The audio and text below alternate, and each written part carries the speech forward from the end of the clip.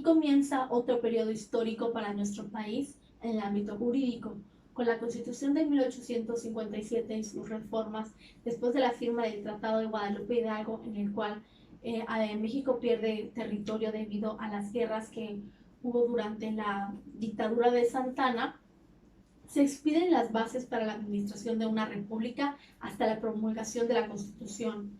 Aquí es cuando se forma un Congreso Constituyente integrado por 78 diputados, quienes eran predominantemente liberales, y ellos se encargan de promulgar la nueva Constitución.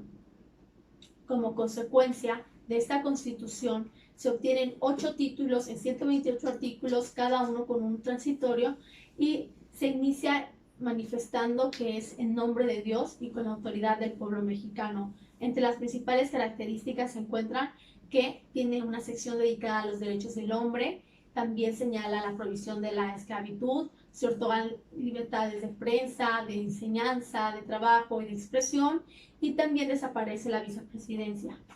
De esta forma, esta Constitución adopta algunos principios filosóficos de la Revolución Francesa, y después vamos a tener las leyes de reforma que se empiezan a expedir de 1856 a 1861. Estas leyes tienen su nombre debido a la guerra civil que estaba aconteciendo en aquel momento, la guerra de reforma entre los conservadores y liberales, la cual concluye con el triunfo de los liberales en el año 1861.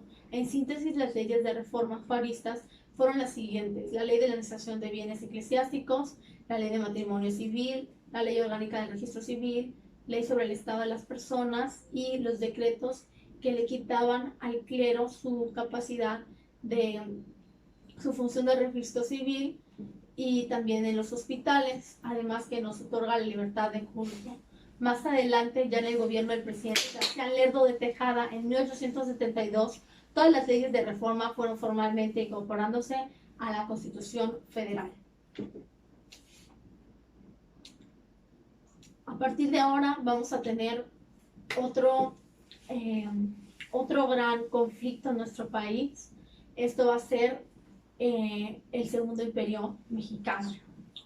Con el triunfo de la Guerra de Reforma, Benito Juárez manifiesta en México que ya no habrá quien ejerza su autoridad si no es a través del voto, pero esto lo impidió la guerra contra Francia y la instauración del Segundo Imperio. Las causas que dieron origen a este imperio fue el expansionismo y el colonialismo que existían principalmente en Francia, y también porque en ese momento el presidente Juárez anuncia que ya va a dejar de pagar la deuda externa, y Francia, que no toma de forma muy buena esta noticia, decide que va a invadir nuestro país, y así es como colocan al príncipe Maximiliano de Habsburgo en el trono mexicano. La obra de este gobierno pues va a ser que se va a establecer el Código Civil de Comercio, el Código de Comercio. También se va a introducir el aguinaldo y también las tierras ejidales. De esta forma se impulsó una monarquía por parte del rey Napoleón III, con lo cual aumenta el poder y el control geopolítico de Francia, y también crece en expansión territorial la nación francesa. El llamado Segundo Imperio solo duró 3 años, entre 1864 y 1867. Con la restauración de la República, pues concluye esta etapa de la historia, y esto se da con el fusilamiento del rey Maximiliano I de México. Benito Juárez no le otorga el perdón que él estaba solicitando al abdicar y decide fusilarlo.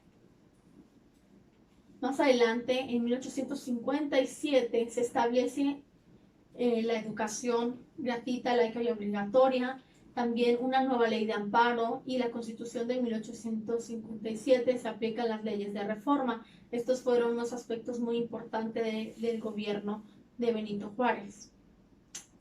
Ahora vamos a hablar acerca de algunos movimientos que ocurrieron en el ámbito del derecho. Uno de ellos es el movimiento codificador.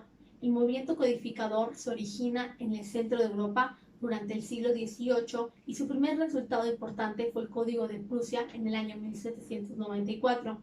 Esta corriente llegó a su punto culminante con el Código de Napoleón en 1804 y también fueron imitando este movimiento muchos países hasta que llega a América. El primero en México fue el del estado de Veracruz en el 1868 y afirma el historiador Raúl Ortiz que este no fue el primero, sino el del estado de Oaxaca, que se expide en 3 libros sucesivos entre 1827 y 1829, y para el año 1872 se expide el Código de Procedimientos Civiles para el Distrito Federal y el territorio de Baja California. Otro punto importante en el aspecto jurídico es el desarrollo del juicio de amparo.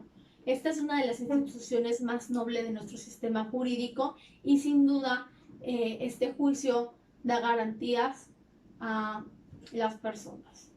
Los antecedentes de nuestro actual amparo los encontramos en el derecho inglés estadounidense y también en la Declaración de los Derechos del Hombre y el Ciudadano en Francia. Los recursos de fuerza y apelaciones ante la Real Audiencia del Amparo Colonial y el juicio sumisario para la Real Audiencia en el año 1777 también son algunos antecedentes. En la Constitución de Yucatán en el año 1841 se atribuye a Manuel Crescencio Rejón el haber ideado el mecanismo de control de constitucionalidad ejercido por el Poder Judicial en lo que se denominó el amparo y que facultaba a la Suprema Corte a conocer todo acto de autoridad, incluso del Poder Judicial, que fuera contrario a la Constitución. Asimismo, se establecían los principios de relatividad e instancia de la parte agraviada, propios de la institución. Recuérdese que Yucatán se estaba separando en aquellos momentos de la República Mexicana. Ahora bien, vamos a hablar acerca de algunas ramas del derecho, específicamente el derecho administrativo, fiscal y notarial.